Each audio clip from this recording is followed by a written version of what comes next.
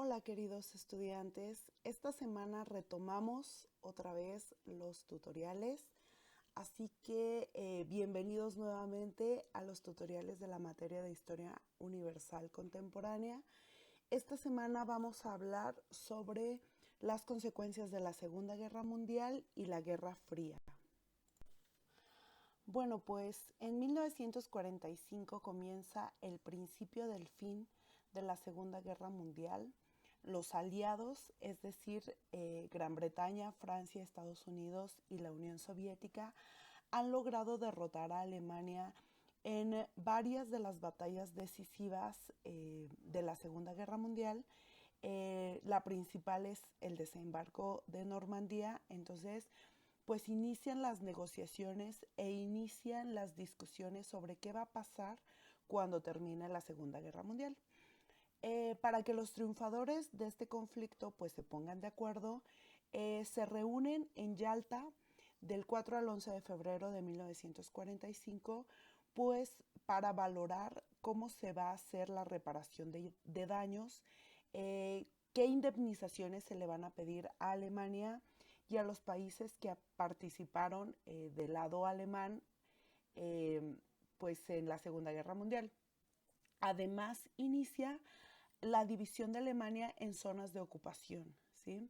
No sé si ustedes lo sepan, chicos, pero durante la Segunda Guerra Mundial, pues Alemania es bombardeada y ocupada no solamente por el ejército estadounidense, también llegan a Berlín y a diversas zonas de Alemania, pues otros ejércitos de otros países como el Ejército Rojo, el Ejército Comunista, el Ejército Estadounidense y el Ejército Británico.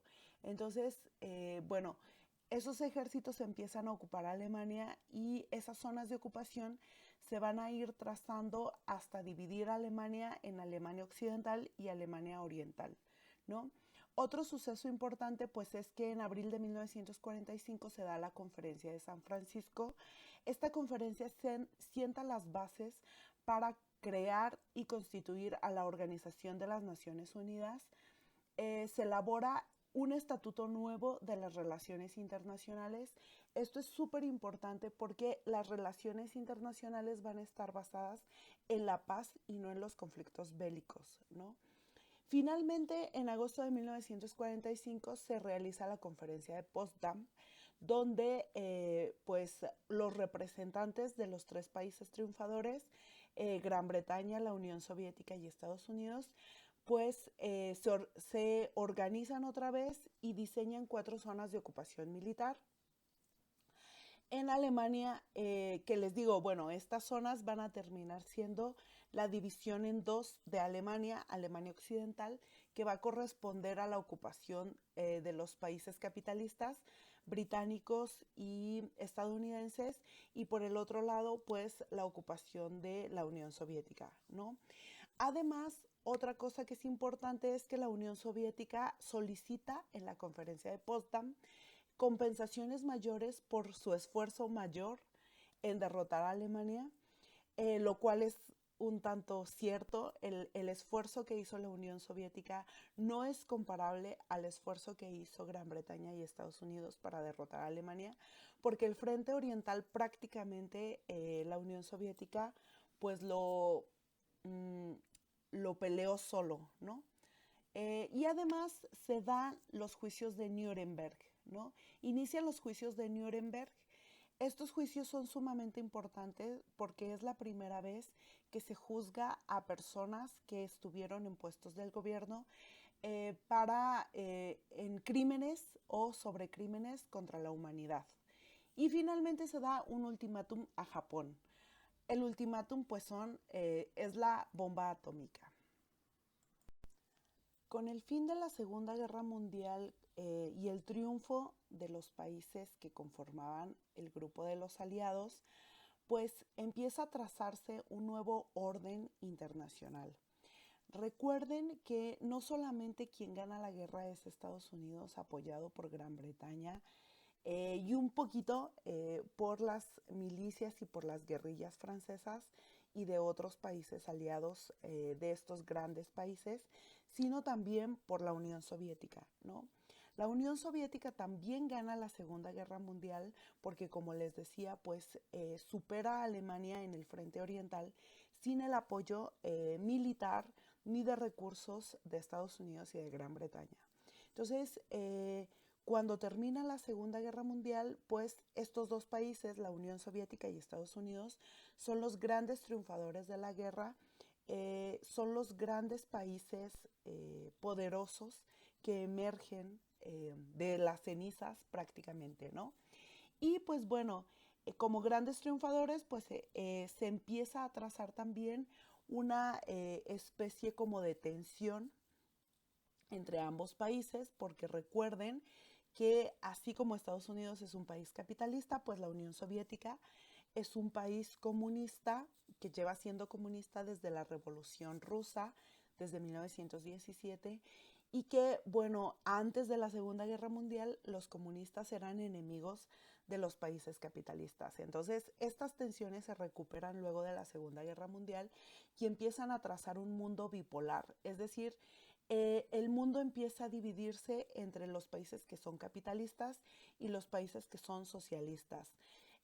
¿Ustedes recuerdan cuáles son las características de cada uno de los países? A grandes rasgos, pues los países comunistas apoyan la dictadura, la famosa dictadura del proletariado.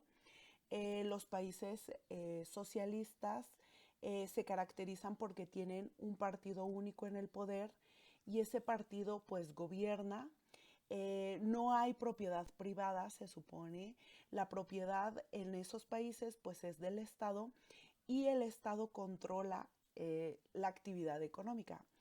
Al contrario de los países capitalistas, en donde pues la economía depende de la propiedad privada, de la libertad de las personas para comprar y vender cosas, del consumismo y del libre comercio, ¿no? Bueno, pues a partir de 1945 los países tienen que empezar a tomar postura, o son capitalistas o son socialistas. El inicio de las tensiones entre Estados Unidos y la Unión Soviética se da por razones de la reconstrucción, ¿no?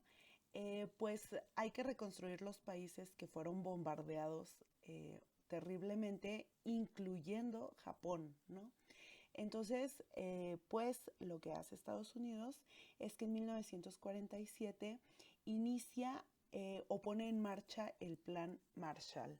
Este plan consistía en pues dar ayuda económica, apoyos a los países que necesitaran ser reconstruidos, pero con la condición de que no abandonaran el capitalismo, ¿no?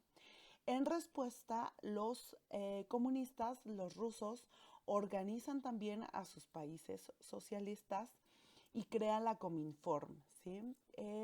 En la que se reúnen los países que apoyan a la Unión Soviética, entre ellos pues Bulgaria, Checoslovaquia, Hungría, Italia, Polonia, Rumania y Yugoslavia.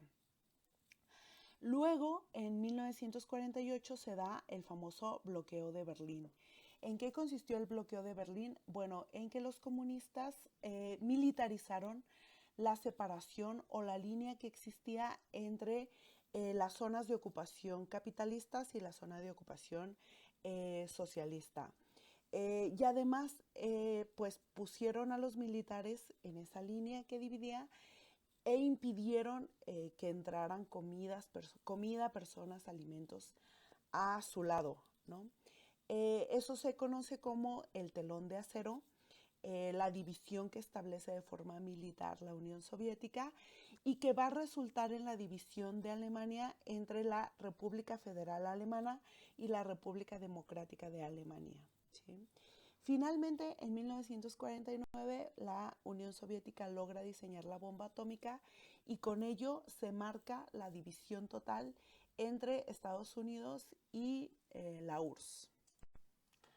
Oficialmente, la Guerra Fría, el proceso histórico conocido como la Guerra Fría, inicia en 1948 y termina en 1991 con la caída de la Unión Soviética, ¿sí? Entonces, entre 1948 y 1991 se va a dar el proceso conocido como la Guerra Fría y que consiste, bueno, primero que nada en la división del mundo en dos bloques, el bloque capitalista y el bloque socialista. Durante este tiempo la ONU desempeña un papel de mediador, intenta relajar las tensiones entre estos dos países, intenta ser una especie de moderador y evitar cualquier conflicto. No puede evitarlos, pero pues sí los disminuye, ¿no? Otra característica de la Guerra Fría es que hay apoyo tanto de Estados Unidos como de la Unión Soviética en conflictos locales, ¿no? Utilizan conflictos locales para enfrentarse a las grandes potencias porque oficialmente la Unión Soviética y Estados Unidos nunca se declaran la guerra directamente. Otra cosa importante es que inicia la carrera armamentista, es decir, ambos países compiten para ver quién diseña armas más poderosas, más destructivas, eh, más impactantes. Y entre 1957 y 1975 se realiza la carrera espacial, otra competencia de estos dos países por ver quién llega primero a la Luna. Otros procesos importantes que se dan en el marco de la Guerra Fría pues es la descolonización y los movimientos de liberación nacional. Este proceso es sumamente importante porque todos los territorios que eran colonias de los países europeos inician un proceso de independencia, de descolonización y empiezan a crearse naciones nuevas, principalmente en África, pero también en Asia, ¿sí? Y en ese sentido, pues aparece el movimiento de los países no alineados. ¿Qué quiere decir eso? Bueno, que surgen de la descolonización, surgen países nuevos que no quieren alinearse a ningún bloque, ni al capitalista ni al socialista, y crean el tercer bloque o el tercer mundo, que son el bloque de los países no alineados, ¿sí? Si ustedes lo piensan, pues a México lo ponen en el tercer bloque, en el bloque de los países no alineados. Eso no es cierto, porque México siempre se alineó con el capitalismo y con los intereses estadounidenses, ¿no? Finalmente, en la década de los 60 se desarrollan los movimientos sociales que son súper importantes y que son el antecedente de los actuales movimientos civiles. Se desarrolla el movimiento feminista, el movimiento hippie, el movimiento por los derechos de los afroamericanos y el movimiento gay. A continuación se presentan las etapas de la Guerra Fría. En total vamos a encontrar 5 etapas y pues el fin de la Guerra Fría, ¿no?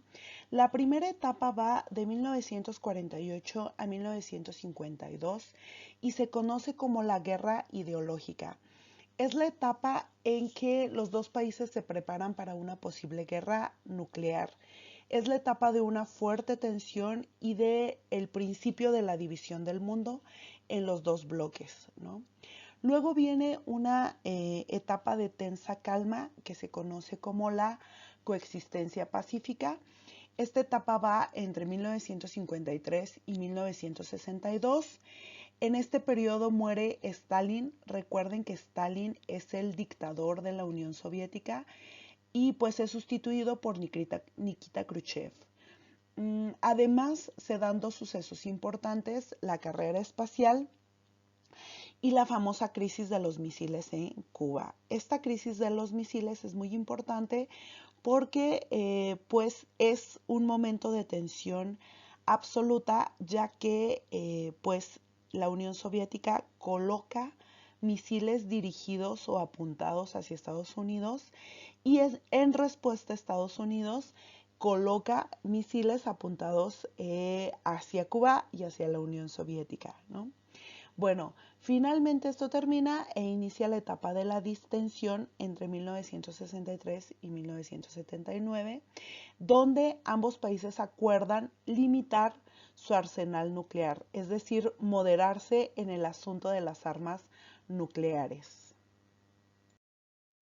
Pues bien, entre 1980 y 1985 se reanudan las hostilidades principalmente en Afganistán porque los soviéticos invaden este país, así que Estados Unidos pues responde enviando armas a los rebeldes y pues bueno, así inicia un proceso muy largo que va a derivar en el actual terrorismo porque durante la Guerra Fría los estadounidenses van a armar a guerrillas de fundamentalistas islámicos que peleen contra el comunismo y que después pues se van a volver terroristas y van a iniciar una guerra santa en contra de Estados Unidos, ¿no?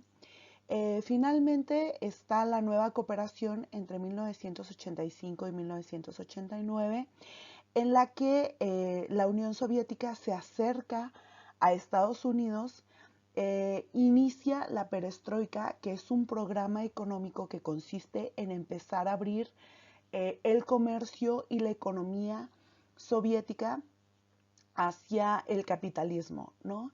Entonces, bueno, en 1989 se cae el muro de Berlín e inicia el principio del fin de la Guerra Fría porque se retiran las tropas soviéticas de Afganistán y además pues inicia un proceso de transformación hacia el capitalismo dentro de la Unión Soviética.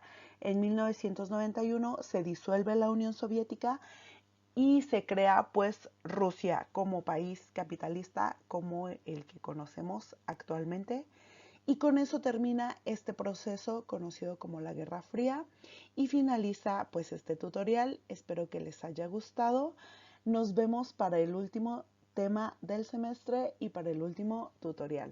Saludos.